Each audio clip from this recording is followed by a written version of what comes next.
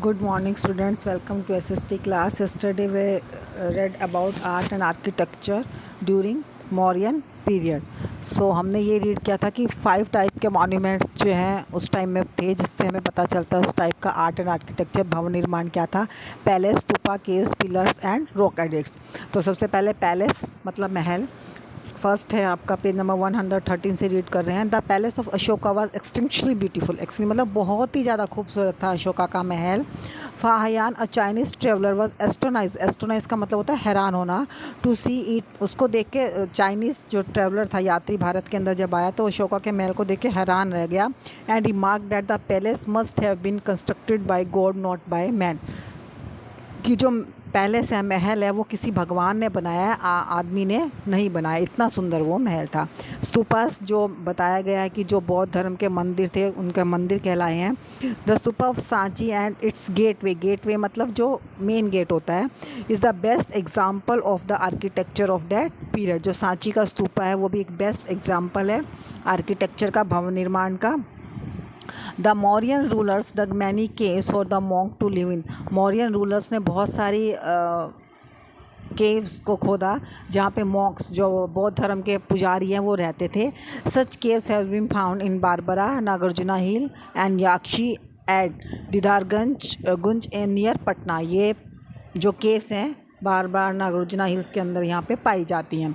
The finest example of architecture can be seen in the form of stone pillar. ये देखो आपको pillar यह pick में दिखा रखा है। जो सबसे अच्छा एग्जाम्पल आर्किटेक्चर का आप देख सकते हो, stone pillar with shining surface. उसका जो सरफेस है ऊपर का वो शाइन करते हैं। This pillars were crowned with animal figure and Dharmachakra. ये जो पिलर्स हैं उस पर एनिमल बना हुआ है और धर्मचक्र जो है वो दिखाता है। द टॉप कैपिटल जो सबसे ऊंचाई पर है, the top capital part of a stone pillar with 4 lion and a dharmachakra has been adopted as our national emblem। ये देखिए ये अशोका के उससे लिया गया है, ये रॉक से बना हुआ है, ये हमारा नेशनल एम्बलम है। देखो आपको अपने करेंसी नोट्स के ऊपर भी ये मिलेगा, जितने भी आपके गवर्नमेंट डॉक्यूमेंट्स होंगे उसके ऊपर भी ये मिलेगा। ये हमारा राष्ट्रीय प्रतीक है। और ये स्टोन पिलर के ऊपर जो है, जो आपको नज़र आएगा स्टोन पिलर के ऊपर जो है, यहाँ पे है,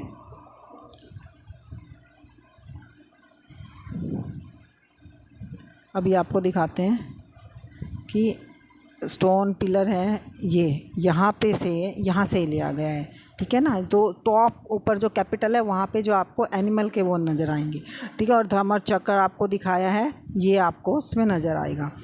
ये हमारे नेशनल एम्बलम जो है वो अशोका के उसमें से लिए गए हैं। Four lion and Dharmachakra has been adopted as our national emblem. Ashoka pillar can also be seen in, और कहाँ देखे जा सकते हैं अशोका के पिलर? फिरोजशाह कोट लाइन दिल्ली, टोपरा अम्बाला के अंदर है, कौशाम्बी इलाहाबाद में है, लोरिया नंदगढ़ में है, सारनाथ यूपी में है and Sanchi Madhya Pradesh also have such pillar.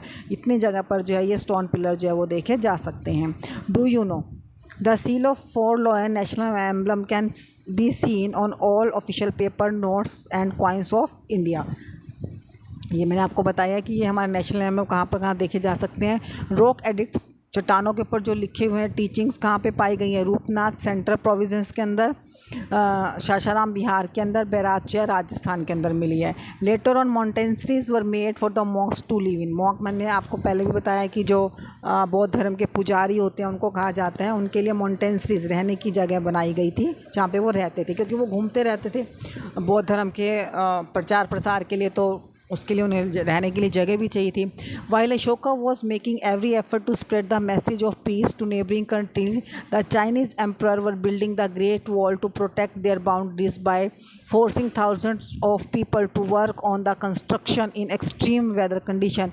जब अशोका ये एफर्ट प्रयत्न कर रहा था कि नेबरिंग कंट्री के साथ शांतिपूर्वक संबंध बनाया जाए, तो जो चाइनीज़, चीन का राजा था, वो उस time great wall of China जो आप सुनते हो वो बनाने लग रहा था, और लोगों को ज़बरदस्ती फोर्स किया जा रहा था, क्योंकि बहुत ज़्यादा ठंड है वहाँ पे जहाँ पे पड़ती अभी भी एक्सट्रीम वेदर कंडीशन के, बहुत ज़्यादा गर्मी, बहुत ज़्यादा सर्दी में भी लोगों से वहाँ पे वो ग्रेट वॉल ऑफ चाइना जो है बनवाई गई। Now page number 114, decline of the Mauryan empire. Mauryan empire कैसे ख़त्म हो गया? The decline of Mauryan empire started after the death of Ashoka in 232 BC। Mauryan empire जो है धीरे धीरे नीचे चला गया, गिरना शुरू हो गया अशोका की डेथ के बाद। It is said that Ashoka's military policy of not waging any war was perhaps the main reason for the decline of his empire.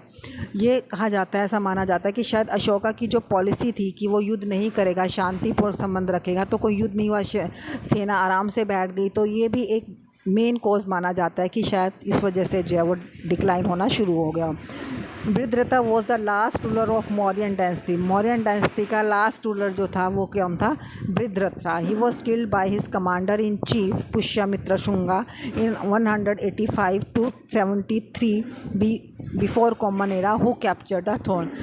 तो लास्ट रूलर बृहद्रथ को उसके सेनापति पुष्यमित्र ने ही मार दिया था, और थ्रोन मतलब होता है सिंहासन, कैप्चर करने के लिए। He founded a new dynasty call Shungas dynasty, और उसके बाद जो है नई डायनेस्टी शुरू होती है Shungas dynasty, and was succeeded by Agnimitra. और उसके बाद कौन आता है? Agnimitra.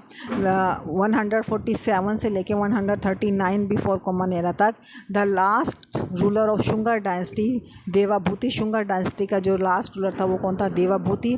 Was killed by Vasudeva, और उसको किसने मारा? वासुदेवा ने। Who establish Kanva dynasty in 72 before common era.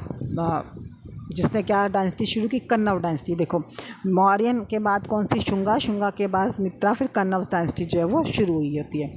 Do you know a dynasty, जैसे बार बार वर्ड आया, डायनेस्टी क्या होता है? Dynasty rule means that the member of the same family become ruler. एक ही फैमिली से जो है वो रूलर बनते हैं।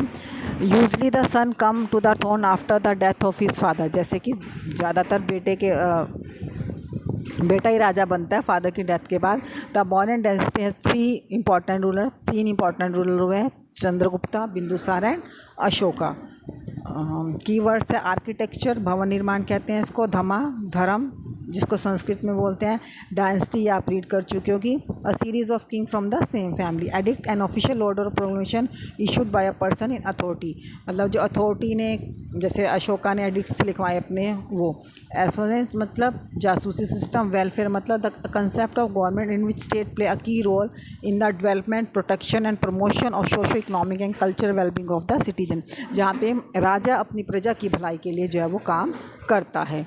So student that's over your chapter. Please read the chapter carefully. Thank you. Have a nice day.